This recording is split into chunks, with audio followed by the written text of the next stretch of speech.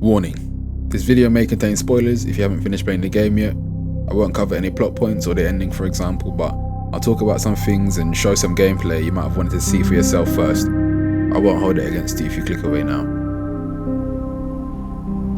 After playing The Last of Us 2, something really got me thinking, and this isn't a review or a summary of the game, but more a personal take on something that I believe Naughty Dog did intentionally when creating the game, and that is the use and implementation of space within The Last of Us 2.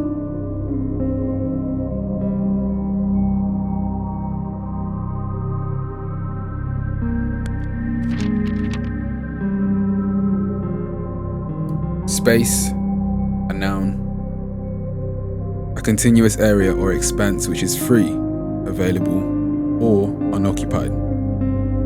The dimensions of height, depth, and width within which all things exist and move. A verb.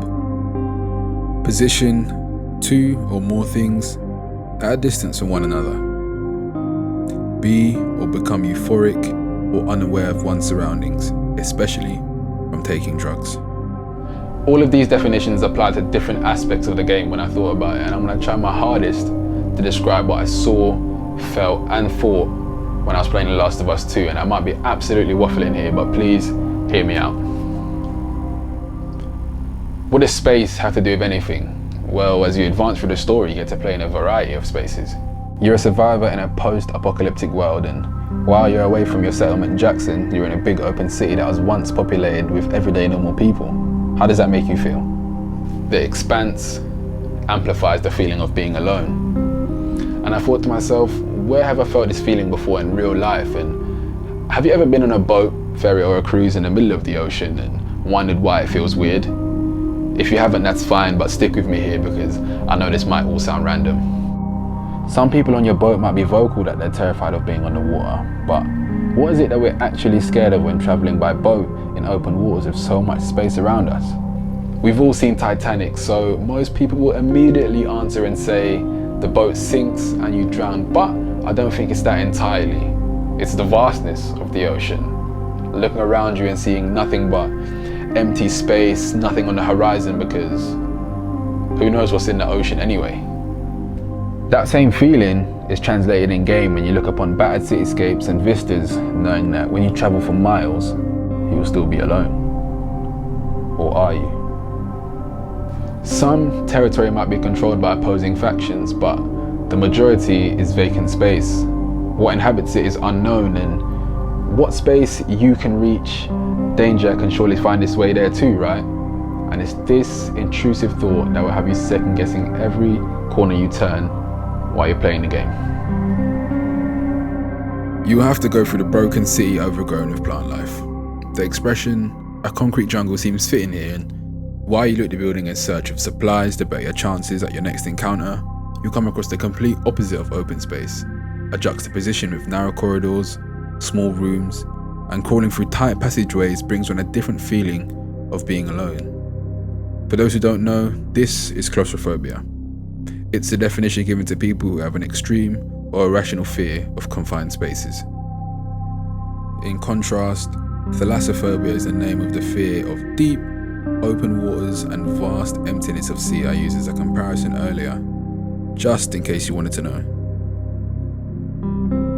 These confined spaces give the same but different feeling of being alone as open space does, but we all know The Last of Us is a thriller, so what makes the feeling even worse is the continuous thought that someone or something might be in that tight space with you.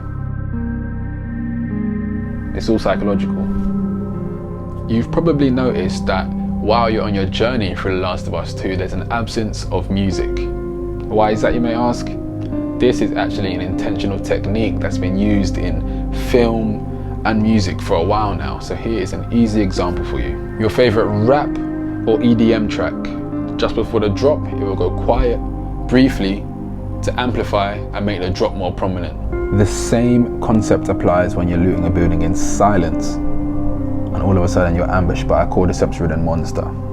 That's the subconscious power of silence, because silence is just empty space after all. Like a fucking sound. But it goes deeper than that still, because we all subconsciously know about the silence before a big scare in a horror movie. As I said, it's quite a commonly used technique. So another thing I've seen the devs use to counter this is using the space and silence as bait or to call your bluff. Let me explain. Unlike the silent space before the drop in your favorite music that lasts 1 or 2 seconds, you often find yourself in silence for up to 30 minutes in The Last of Us. Maybe not dead silence. Ominous music sits just below the sound of footsteps on broken debris, rustling through drawers, and once you're in autopilot looting bottles, rags, sharp objects and ammo, these sounds almost turn into a white noise, and that is when they've got you. Being in this state is almost like a trance. You're no longer thinking about what buttons to press or how to fashion silences out of bottles and tape. No, you're doing things subconsciously. You're fully immersed.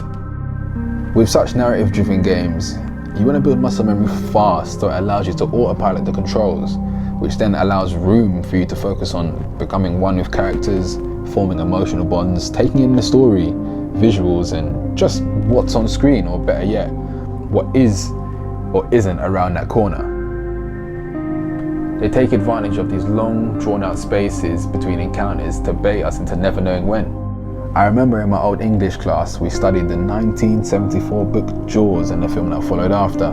We got onto the topic of never actually seeing a shark in the movie until the very end, and my teacher said something that I'll never forget because it applies to so many aspects in life, and that is the thought of danger often has a greater psychological effect than the danger itself, because it's the fear of the unknown being when. And it's the same thing in game, because you know something's coming, but when is it coming? This keeps players in a heightened state of fear without the fear actually presenting itself. Settle your mind, survivor. Early on, the fights get pretty intense, and touching on some level design, the amount of space you're given to playing allows for freedom of thought. I don't know why, but when I played, it was always clear what I needed to do. When fighting enemies, I never felt I'm stuck in this one building and I can only fight from here. No, you're given the space to go off script, and I don't think they actually want you immobilized without options, because the enemies literally hunt you down and almost promote running away, because at the end of the day, Ellie is tiny in comparison to most of her enemies, which is a play on space as well if you think about it. And you really cannot brute force your way through most of the time, so the devs provide the space which allows you to relocate and collect your thoughts.